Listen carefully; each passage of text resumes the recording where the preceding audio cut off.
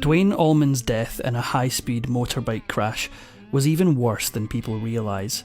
In her tragic memoir, his daughter revealed that his doctors that day made an unforgivable mistake. A musical powerhouse, the Allman Brothers' greatest triumph came just before their most heart-wrenching tragedy, the death of Duane Allman, one of the greatest guitar players of all time. He was born in 1946 in Nashville, Tennessee, the almost mythical musical kingdom in America's South. His brother Greg was born 13 months later, but the family would soon be on the move due to their father's military service, ending up in Norfolk, Virginia. It's here where the family's first tragedy would strike. On the evening of the 26th of December 1949, Duane's father, Lieutenant Willis Allman, and his friend Robert Buchanan struck up a conversation with a hitchhiker. After a night of drinking, they agreed to give the man a ride home. They were directed to a farm where the man robbed them at gunpoint. In the ensuing melee, Duane's father was shot and killed. The family, now fatherless, would have to figure out how to make ends meet. Duane's mother, Geraldine, decided to train as an accountant, and no longer able to play housewife, sent her children off to a military academy in Tennessee. But the boys weren't destined to follow in their father's footsteps. They hated every minute there. In 1957, the family moved to Daytona Beach in Florida, where the boys attended high school. Every summer, the two brothers would return to Nashville to visit their grandmother, and it was here that they would take their crucial first step on the way to their musical careers.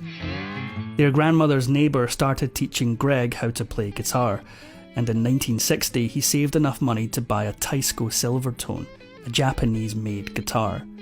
Duane, on the other hand, decided a Harley 165 motorcycle was more his style. But like a lot of siblings, he wanted to have his cake and eat it. Despite being a lefty, Duane started hogging his brother's right-handed guitar, but his Harley wasn't long for this world.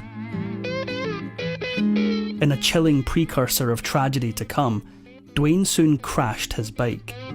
The wreckage was still good enough to sell, giving him the money to buy a Silvertone all of his own, and he would quickly become the better guitarist of the two brothers. The brothers joined or formed their own bands around Daytona as they took to the stage for the first time. Just one taste and they were hooked. Duane's enthusiasm apparently knew no bounds as he dropped out of school to focus on music. In 1965, Duane's band The Escorts opened for the Beach Boys, but this early success couldn't stop the band from eventually breaking up. The good news was that his brother had graduated, and together with some members of The Escorts, they formed a new band, the Allman Joys. Playing one gig after another, the Allman Joys made their way through the southeastern states and returned to their hometown of Nashville to set up base, where they changed their name to Hourglass. Duane went missing for 3 days, then burst into their hotel room to announce that he'd driven to Daytona to propose to his girlfriend Patty Chandley, then to South Carolina to get married. Duane Allman was living like there was no tomorrow. As a friend of his said years later, he wasn't much of a family type of man, so the marriage was likely doomed from the start, though they did have one daughter together.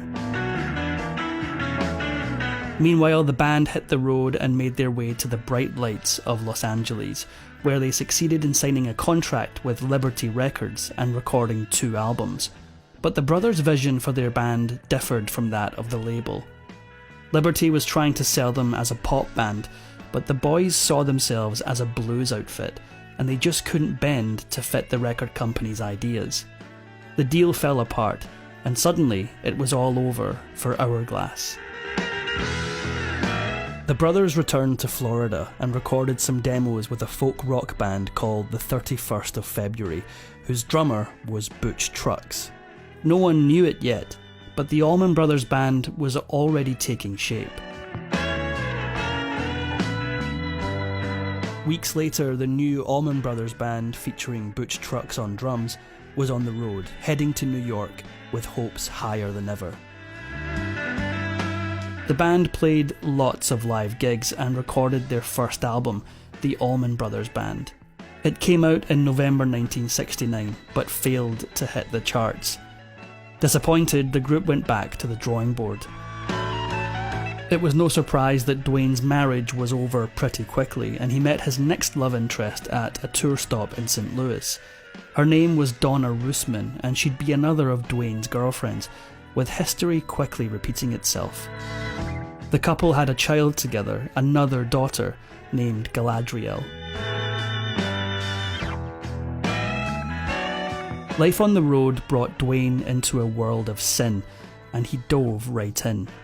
By 1970, he'd already OD'd on opium once after a show, but he wasn't going to slow down anytime soon.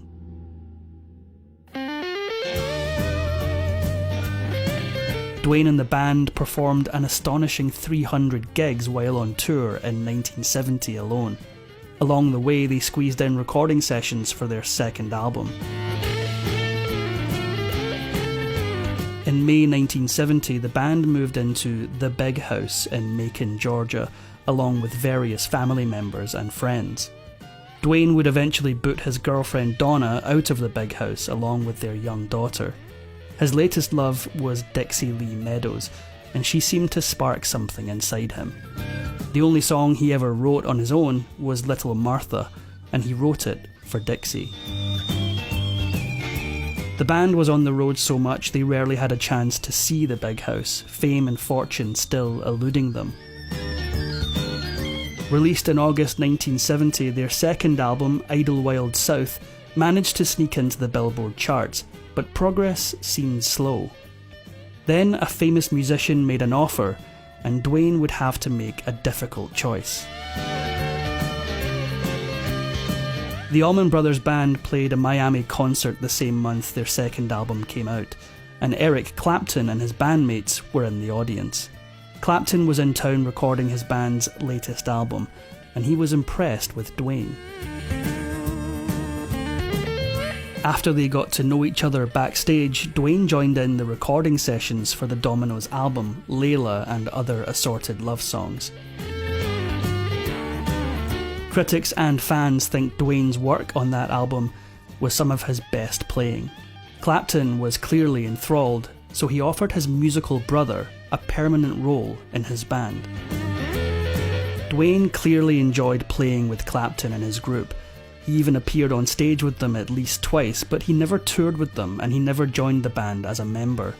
Instead, Duane was faithful to his band, but kept up his work as a session musician on the side.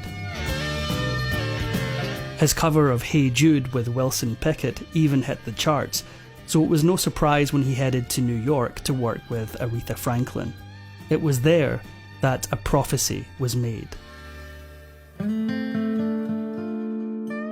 When he got to New York in early 1969, Duane went to famed Manhattan rock venue, the Fillmore East. Johnny Winter was playing, and it was then that Duane turned to a friend and vowed that within a year he'd be on that very same stage. By the end of the year, the Allman Brothers Band was on that very same stage. But as impressive as that achievement was, the name Fillmore East would make for an even bigger triumph. Unrelenting live performers that they were, the band decided that their third album should feature them live in concert. So for 3 nights in March 1971, they performed at the Fillmore East. But beyond the sense of satisfaction was a burning question. Would ditching the studio and embracing the rawness of live performance finally make this new album a hit? The band had put in long, hard hours to get their music heard, playing countless free concerts in their formative years. Now they hoped the relentless touring would finally pay off. Live at the Fillmore East proceeded to chart for weeks on end, helped by Duane's slide guitar playing, using a technique he discovered by accident thanks to his brother. Statesboro Blues was the first track Duane ever played with his famous slide guitar technique, but without 2 birthday gifts from his brother, a record and a bottle of pills, Duane might never have made the leap. In 1968, Duane fell off a horse and injured his left elbow, an accident he apparently blamed on Greg. Subsequently, on Duane's birthday, the younger brother dropped off a Taj Mahal album and a bottle of antihistamines, rang the doorbell, and made a hasty retreat, assuming his brother was still mad at him. A couple of hours later, he received a phone call from Duane, telling him to come over right away. Upon arriving, Greg saw that his brother had dumped the pills out, washed off the label, and was using the empty bottle to play the guitar strings. He was sliding along to Statesboro Blues on the Taj Mahal album. It became a hallmark of the band's sound. Duane was clearly a huge driving force behind the success of the band, but the rock and roll life didn't exactly encourage restraint. He kept on living big. Even though teenage Duane had traded in a wrecked motorbike for his first guitar, he never really lost his need for speed. In the autumn of the band's biggest triumph, tragedy was about to strike.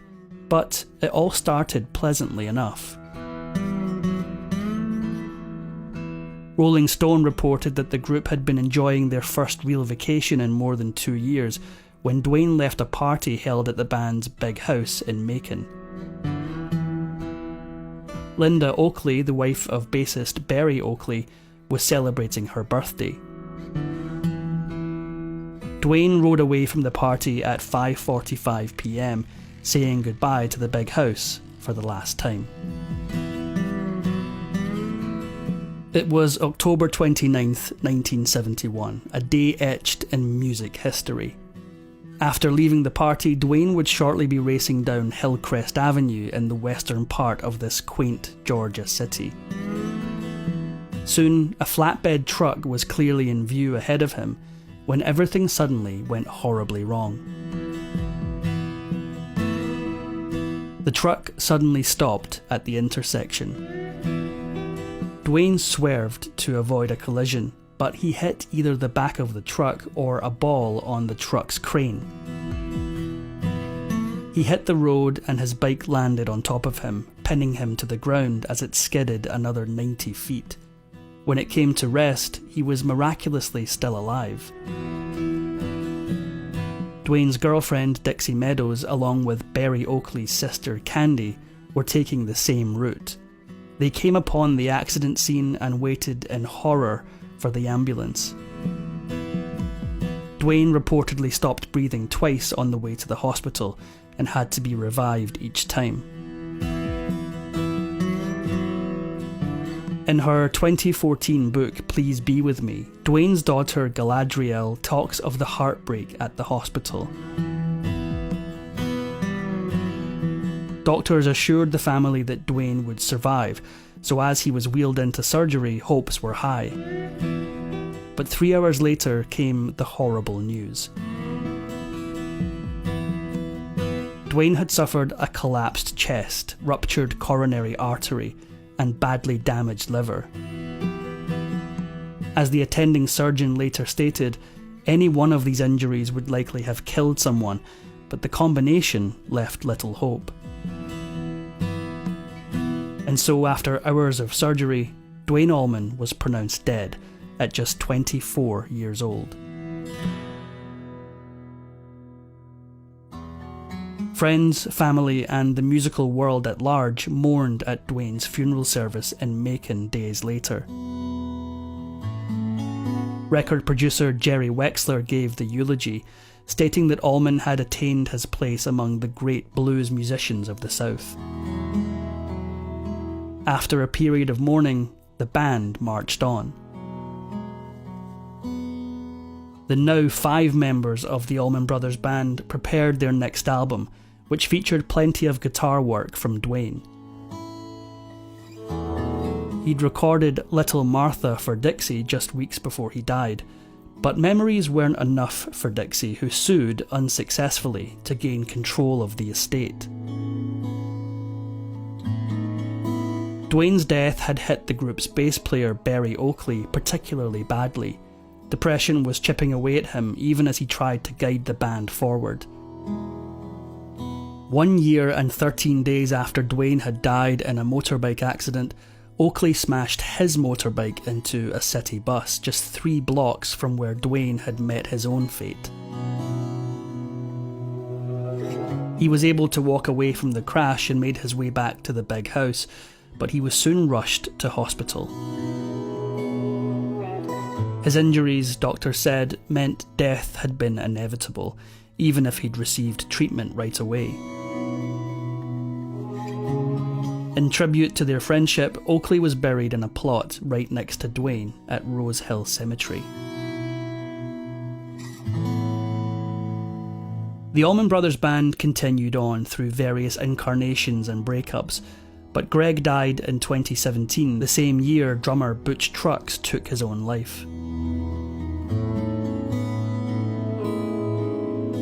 In 1995, the band that Duane Allman had been so instrumental in starting and shaping was inducted into the Rock and Roll Hall of Fame, and Duane remains high on lists of the greatest guitarists of all time. Despite his early departure, his legacy remains strong. If you enjoyed this Factinate video, give it a thumbs up and subscribe for more incredible stories. If you want a say in who we cover next, join our membership program through the link in the description for exclusive perks. Your support means everything to us. Thanks for watching, and we'll see you in the next one.